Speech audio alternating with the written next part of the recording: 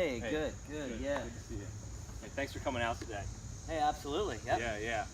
Hey, just wanted to get a couple questions from you, sneak into the mind of the Pig Killers manager here, see what's going on, what's been going on this year. Got a few questions for you, if you don't mind. Absolutely, I'm an open book. Hey, so I gotta ask, the question everyone wants to know the answer to. Your first year not as commissioner, you've had talks of grandeur and glory this year, yet here we are at 0-2. What happened? First of all, I want to say, the fact that I'm 0-2 is a downer, but I couldn't be enjoying this year more. I think the new commissioners that took over are doing a fabulous job, and it is something that our league needed. And not gonna lie, I'm pretty disappointed. I went all in on this league, and to start out 0-2 is very disappointing. But thankfully, our league is set up in such a way that a late season run can squeak me into playoffs, and that's all I need. Sure, absolutely. Hey, it's still early. Yeah. Another question that I saw posted on the boards, I don't know if you had a chance to respond to it, but at what point, how many losses consecutively will it take for you to change your team name to Suckfest Nation? Well, as you can see, after last week's matchup in my press conference and my post-game notes there on the board, I was pretty frustrated. I was frustrated with my players.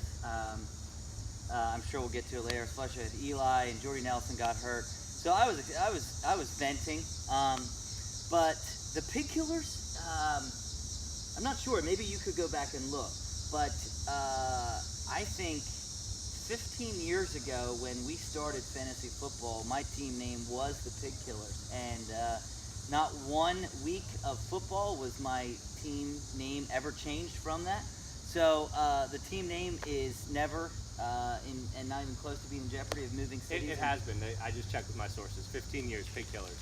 15 years, Pig Killers, yeah. I wasn't sure what it was. So, not in jeopardy of moving cities or changing names, but definitely it was some frustration last week that I was venting out on the smack board. Sure.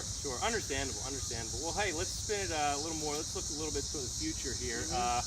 You got Todd Gurley in a matchup tonight at on Thursday night. What are you expecting from him to kickstart your week 3 here? Well, I'll tell you what, I need a big night. I need a big night out of him. Thursday night football has been duds for the most. I don't, I like watching football on Thursday nights, but the games just always seem to be duds, and rolling right into it as a Rams 49ers game tonight. I mean, how more exciting could it be?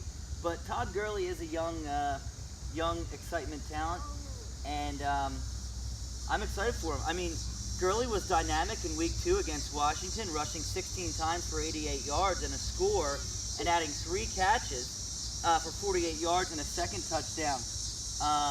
He is favorable matchup on Thursday against San Francisco. Continues to be running back 1 and a heavy workload. Those are just some of my thoughts. Just some of your thoughts. Yeah. Good. Hey, well, that's good. Hey, best of luck to you there. I'll be there. We're playing the grass.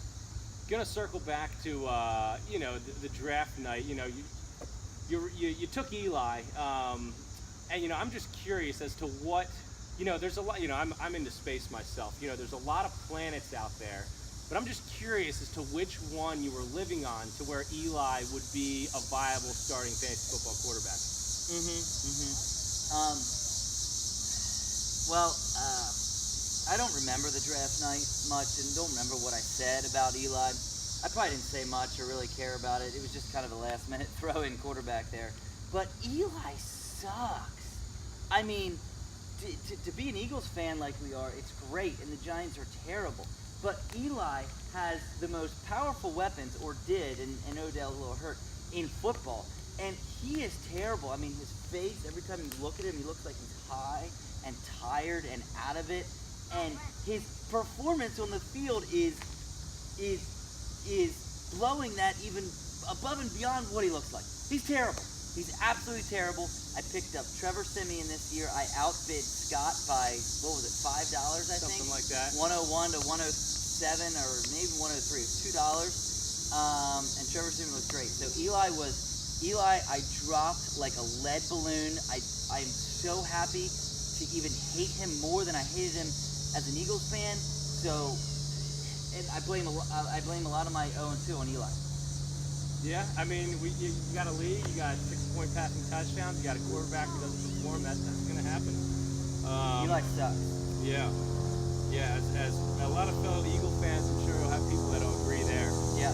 Well, that's all I got here for you. Thanks for your time. We'll check in and see what Hunter's doing over there. Okay. And best of luck this week. All right. Thank you. All right.